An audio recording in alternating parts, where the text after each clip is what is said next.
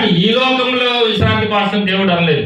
మనం అనుకుంటాం విశ్రాంతి ఆడించాడా, విశ్రాంతి ఇవ్వడానికి వచ్చాడు కదా అని అనుకోవచ్చు. కానీ విశ్రాంతి ఈ లోకంలో కాదు. కానీ మనకి ప్రశాంతత ఎక్కడ ఉంటుందంటే, కొంతమంది అంటారు, అరే నా బ్రతుకంతా కష్టాలేరా, ఈ కష్టాలు ఎప్పుడు పోతాయి అంటే నేను సస్తే తప్పితే పౌరా అంటారు కదా. నేను సస్తే పోతే ఏంటి కానీ నాకు విశ్రాంతి అమ్మా ఏంటమ్మా నేను విశ్రాంతి తీసుకొచ్చి ఎక్కడ రా, నేను చచ్చిన తర్వాత విశ్రాంతి అంటారు కొంతమంది. అంటే విశ్రాంతి ఇవ్వడానికి, నీకు పరలోకంలో నీకు విశ్రాంతిని ఇవ్వడానికి ఆయన వచ్చాడు అని చెప్పి తెలియపరుస్తాడు. విశ్రాంతి ఇవ్వడానికి వచ్చాడు. అలాగే ఈ చీకటిలో ఉన్న వారిని వెలుగులోకి తీసుకురావడానికి వచ్చాడు. చీకటిలో అంటే మన అంటే శ్రమలో కావచ్చు, పాపంలో కావచ్చు, శాపాల్లో కావచ్చు, అదంతా కూడా చీకటి మహిమ కింద లెక్క వచ్చింది. ఈ చీకటిలో నుంచి దేవుడు తప్పించడానికి వెలుగునివ్వడానికి వచ్చాడు. నేను లోకానికి వెలుగే ఉన్నాను, నన్ను అనుసరించిన వాళ్ళందరూ కూడా వెలుగులో ఉంటారు అని చెప్తాను పరలోకంలో. అలాగే చీకట్లో ఉన్న వారిని రక్షించడానికి వచ్చాడు.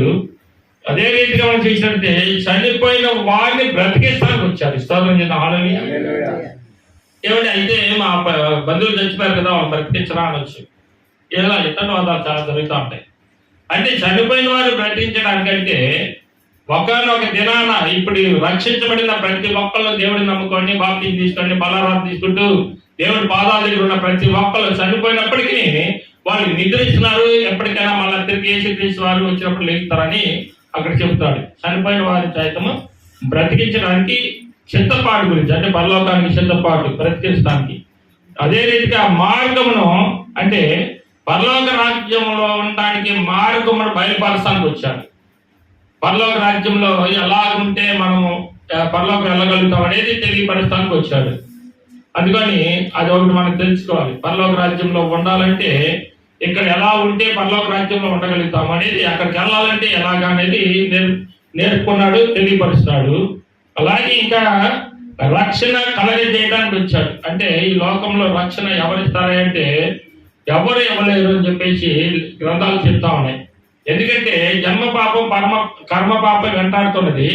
ఈ జన్మ పాపం కర్మ పాపం నుండి నన్ను ఎవరు విడిపించగలుగుతాడు అని చెప్పేసి భక్తులు చాలా మంది ప్రార్థన చేస్తా ఉన్నారు. కానీ జన్మ పాపం కర్మ పాపం లేని వాడు యేసుక్రీస్తు కాబట్టి నీకు ఆ పాపం నుండి విముక్తి కలిగించి రక్షణ నీకు ఇవ్వడానికి దేవుడు వచ్చాడు. సోదరుని మీద హల్లెలూయా. అలాగే దేవుని యొద్ద మాత్రమే నీకు రక్షణ దొరికింది అని చెప్పడానికి వచ్చాడు. అది యేసుక్రీస్తు వారి దగ్గరే నీకు రక్షణ దొరికింది, ఇంకెక్కడ దొరకదు అని చెప్పడానికి వచ్చాడు.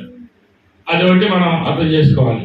అలాగే నిజమైన దేవుని వైపు తిరగటానికి, అంటే చెప్పడానికి వచ్చాడు. నిజమైన దేవుడు వైపు చెప్పడానికి వచ్చాడు. అవునా కదా?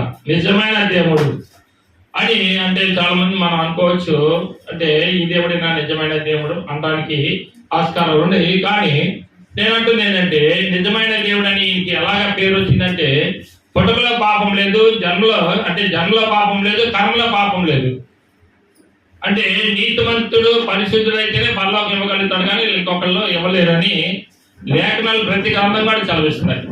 ప్రతి గ్రంథం అదే చెప్తున్నది.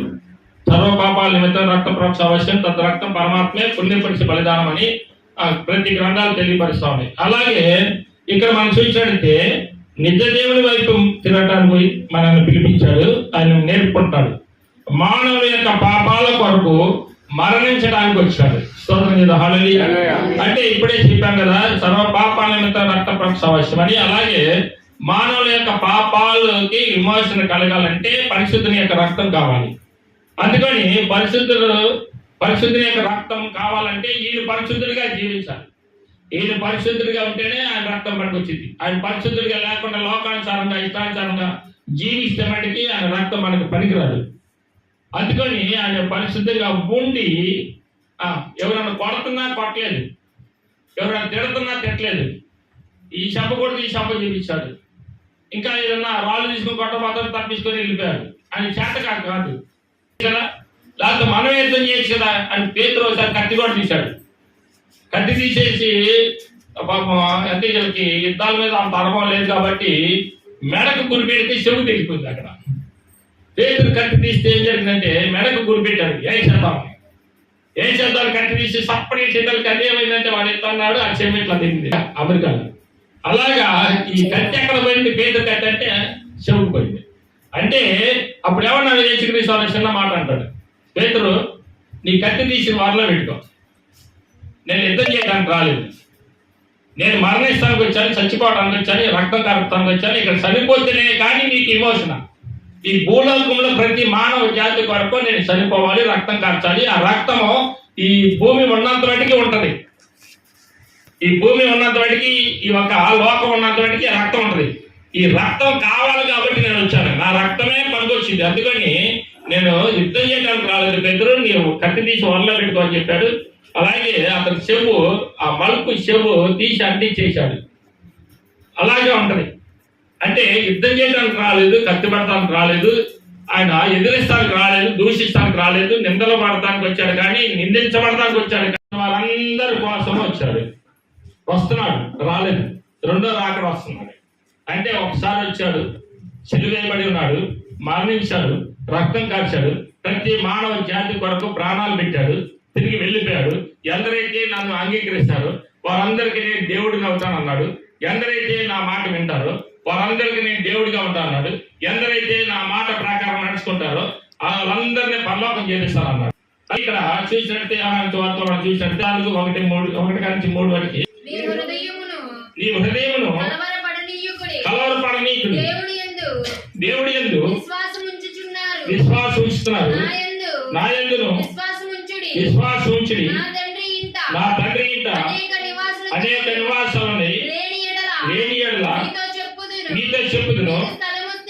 నేను స్థలము సిద్ధపరచడానికి వెళ్తున్నాను, నేను వెళ్ళి నీకు స్థలము సిద్ధపరచని ఎడల నేనుండి స్థలంలో మీరును ఉండిలాగిన మరలా వచ్చి నేను నా దగ్గర ఉండుటకు మిమ్మల్ని తీసుకొని పోవుటకు చాలు, నేను తీసుకొని వెళ్ళడానికి మళ్ళా వస్తున్నాను అన్నాడు. స్తోత్రం చేద్దామా? అంటే ఇప్పుడు అర్థమవుతుందా మీకు? ఏమంటున్నాడంటే ఇక్కడ నేను పరలోకంలో నుంచి మళ్ళా రాబోతున్నాను. ఎందుకు రాబోతున్నాను అంటే నా తండ్రి ఇంట అంటే పరలోకంలో అనేక నివాసాలు ఉన్నాయి. ఆ నివాసాలు ఉన్నాయి కాబట్టి అక్కడికి నేను వెళ్ళి మీకోసం నివాసాలు సిద్ధపరిచి నేను స్థలంలో మీరుగా ఉండాలి అనే ఒక ఆశ కలిగి ఉన్నాడు. అంటే ప్రపంచాన్ని మొత్తానికి ఇది వర్తిస్తుంది, ఒక్కళ్ళకి కాదు, నీకు నా ఇక్కడ ఉన్న వాళ్ళకి కాదు. అంటే మనం నిజదేవుడిని అంటే నమ్మక అదే చెప్తున్నా